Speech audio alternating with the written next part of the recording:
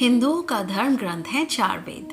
वेदों का सार है उपनिषद और उपनिषदों का सार है गीता। गीता सभी ग्रंथों का सार यानी निचोड़ है। गीता में कुल 18 अध्याय हैं। 18 अध्यायों की कुल श्लोक संख्या 700 है। आओ जानते हैं कि गीता के 18 अध्याय में क्या लिखा है। पहला अध्याय अर्जुन विषाद योग नाम से है।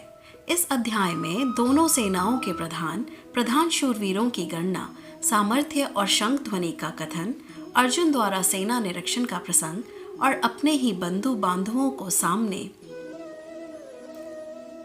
खड़ा देखकर मोह से व्याप्त हुए अर्जुन के कायरता, स्नेह और शोक युक्त वचन है। इसमें अर्जुन कहता है कि यदि मैं अपने ही बंधुओं को मारकर विजय भी प्राप्त कर लेता हूँ तो यह मुझे सुख नहीं पश्चाताप ही देगी। दूसरा अध्याय सांख्य योग नाम से है। इसमें श्री कृष्ण कहते हैं कि इस असमय यह बातें करना उचित नहीं, क्योंकि अब तो सामने युद्ध थोप ही दिया गया है। अब यदि तुम नहीं लड़ोगे तो मारे जाओगे।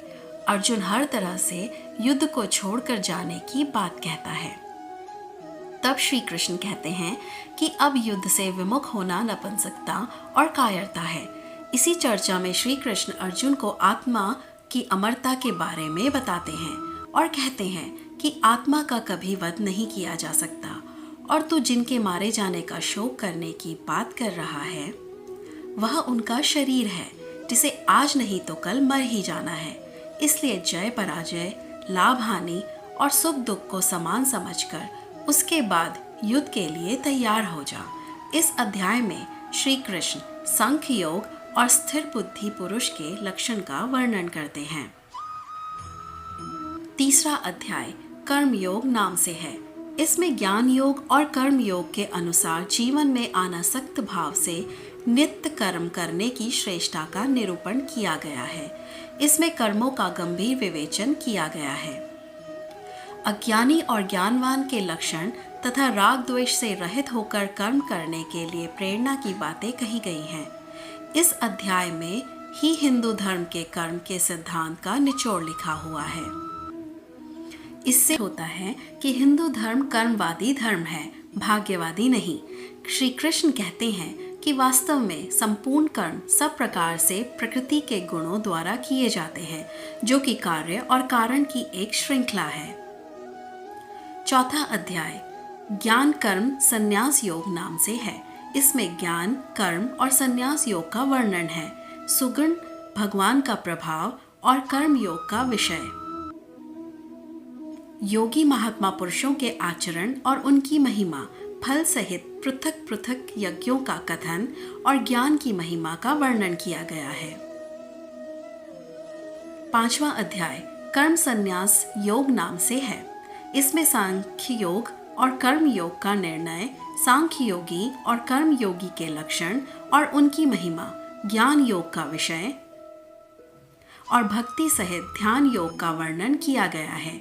उपरोक्त सभी योगों के वर्णन में अध्यात्म, ईश्वर, मोक्ष, आत्मा, धर्म, नियम आदि का वर्णन है, किसी भी प्रकार के युद्ध या युद्ध करने का नहीं। छठा अध्याय आत्म संयम योग नाम से है। इसमें कर्म योग का विषय और योगारूढ़ पुरुष के लक्षण, आत्म उद्धार के लिए प्रेरणा और भगवत प्राप्त पुरुष के लक्षण, विस्तार से ध्यान योग का वर्णन, मन में निग्रह का विषय, योग भ्रष्ट पुरुष की गति का विषय और ध्यान योगी की महिमा का वर्णन किया गया है। सातवां अध्याय ज्ञान विज्ञान योग नाम से है। इसमें विज्ञान सहित ज्ञान का विषय, संपूर्ण पदार्थों में कारण रूप से ईश्वर की व्यापकता का कथन, आसुरी स्वभाव वालों की निंदा और भगवत भक्तों की प्रशंसा, भगवान के प्रभाव और स्वरूप को न जानने वालों की निंदा और जानने वालों की महिमा का वर्णन किया गया है। आठवां अध्याय अक्षर ब्रह्म योग नाम से है।